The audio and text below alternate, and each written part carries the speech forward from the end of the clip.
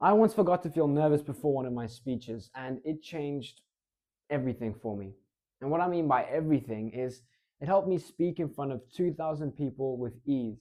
It helped me receive standing ovations, and it helped me win public speaking competitions. A couple times, few times, you know what I mean? Nothing, nothing crazy, but it's honest work. And what I'm talking about here, I'll say the title, the heading of the video, and then we'll move into the explanation. I won't save it for last, save it for the subscribe button. What I'm talking about here is entering a state of play. If we can make our, let me write this down, this is important. If we can, just listen. If we can make our work feel like play, we can succeed very, very effortlessly. Because what I'm talking about is the moment always wins, okay? When you have important people you have to impress in the room, when you have this feeling of, did I prepare enough? Is my speech good enough? Are my words smart enough? Is my whatever preparation adequate? Is it all going to work out? The pressure builds up. All right, the weight of the moment always adds up, and it always tends to bring about some nerves. And even to this day, I can't fully get rid of it. They don't go away. I hate to break it to you, but what we can work on and improve on and get better at, and it brings about noticeable changes, is entering a state of play.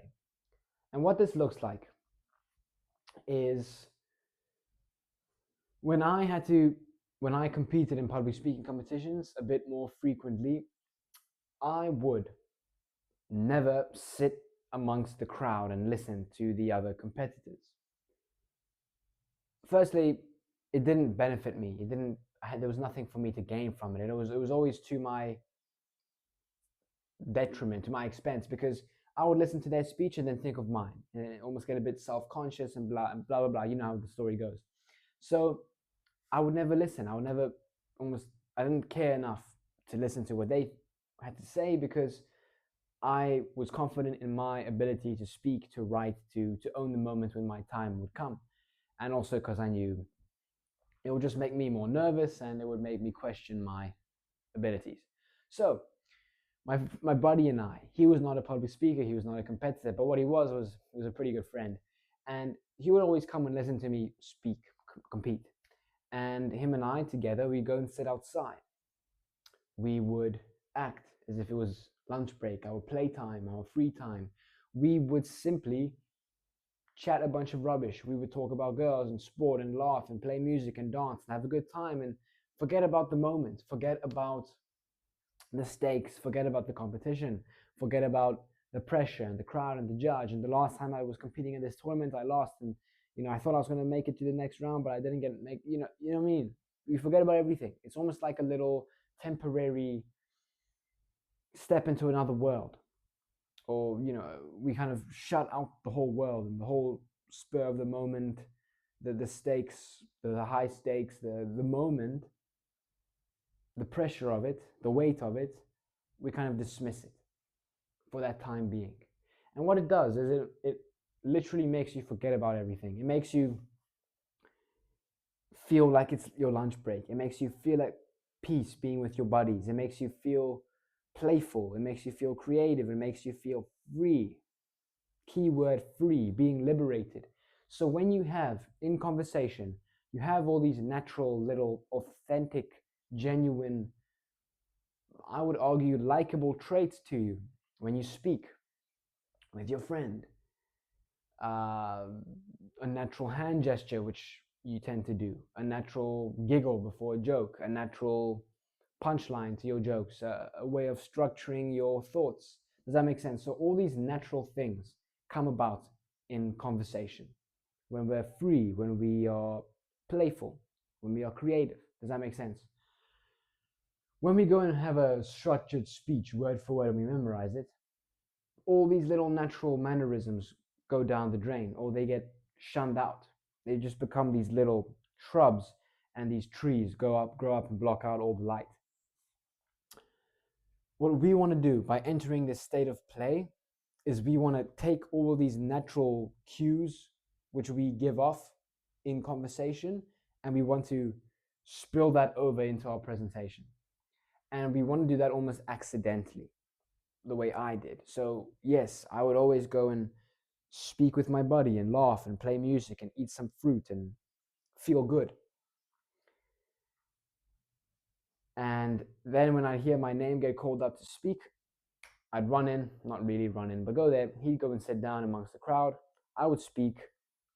I would feel good. I would feel playful. I would feel creative. I would feel liberated. It would go well. They'd all laugh. They'd all clap. They'd all cry. Not maybe not directly, but they'd feel the pain in their chest a little bit. And then my buddy and I would go out and chat rubbish again. Does that make sense? So what we want to do, what you want to do, what you should want to look to do. All right, this isn't advice. This is just what I do, and maybe you can learn from it or something. Get a grain of insight from it.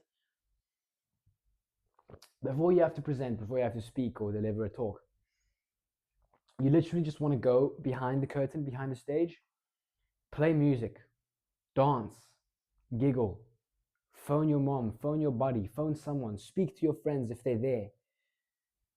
Enter this state of play, distract yourself from the pressure of the moment. Jump, jive, dance, groove. You literally have nothing to lose here. You want to get this high energy, high frequency state of play so that we can just quickly warm up all of our natural gestures, all of our natural cues, our quirky, authentic, likable mannerisms, and that will spill over into our work, into our talk, into our speech. And it really just creates this fluid style of speaking. It creates this perceived confidence in the moment. If you're with your buddies and you're talking and you immediately go step on stage, you're going to be smiling. That will just highlight, or that will symbolize confidence. If you just naturally have these, relaxed, broad, straight, upright posture and these shoulders, you're going to look more confident. If you're smiling, you're more confident. If you are speaking more fluidly, the way you would in conversation, more confident, more competent, more charming, more naturally eloquent. You know what I mean? It's everything here is to your benefit. Does that make sense?